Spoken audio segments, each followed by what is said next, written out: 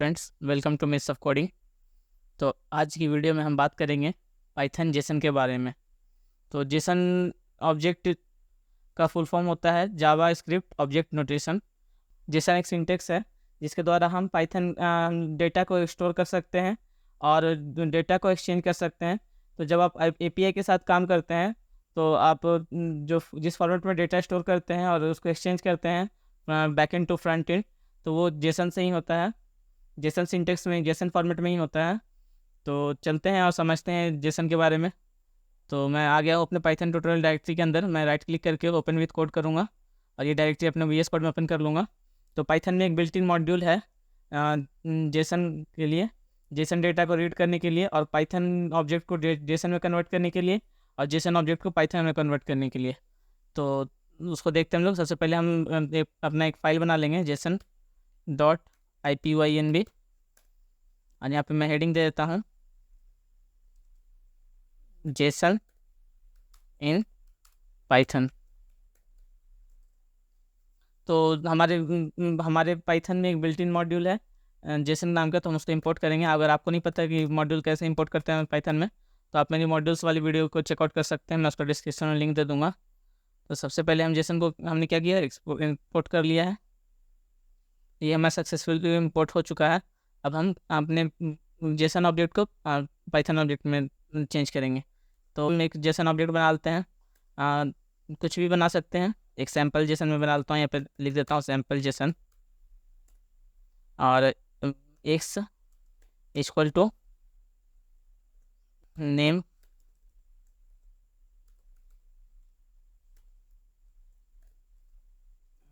Name कुछ भी देते हैं। मान लीजिए मैं देता हूँ आशीष।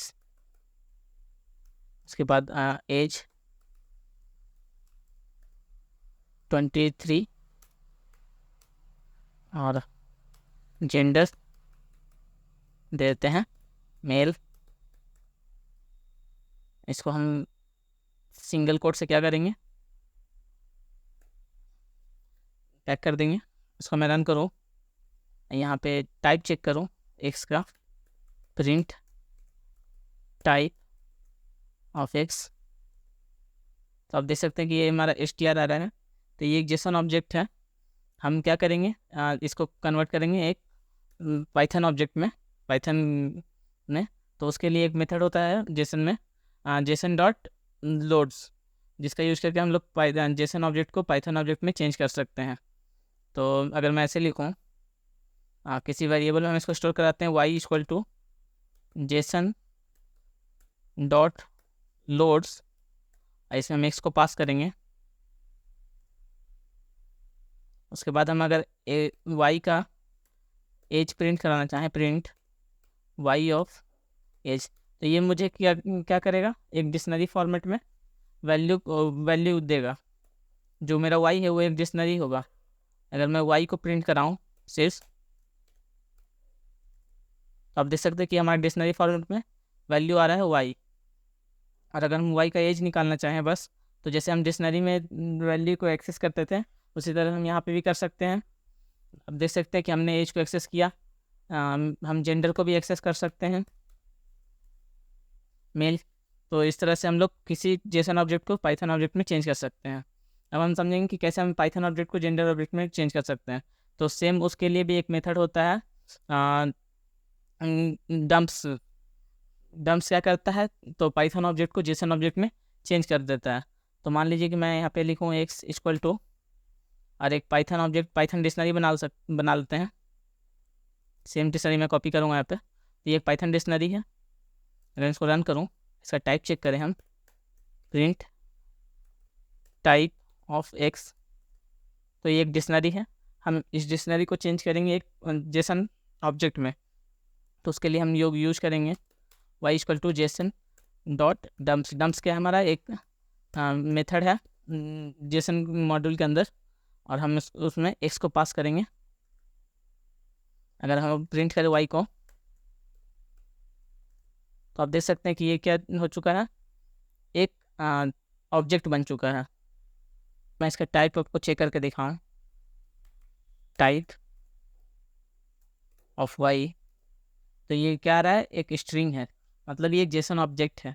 जैसे हमने शुरू में जेसन ऑब्जेक्ट को डिनोट किया था, उसका टाइप चेक किया था, तो हम किसी जेसन ऑब्जेक्ट को किसी पाइथन ऑब्जेक्ट में चेंज कर सकते हैं, या फिर किसी पाइथन ऑब्जेक्ट को किसी जेसन ऑब्जेक्ट में भी चेंज कर सकते हैं।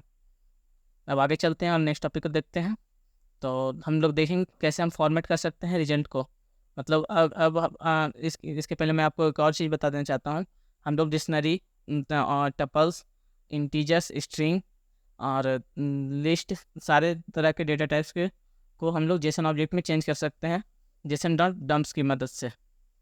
अब हम देखते हैं कि फॉर्मेट कैसे कर सकते हैं। मैं आपको फॉर्मेट के बारे में बताऊंगा। तो अगर सिंपल जेसन को प्रिंट करें, जैसे मान लीजिए कि मेरा कोई ये एक डिक्शनरी है, पाइथन ऑब्जेक्ट है, ये एक पाइथन ऑब्जेक्ट है। हम इसके अंदर जेंडर के बाद और भी कुछ ऐड करते हैं।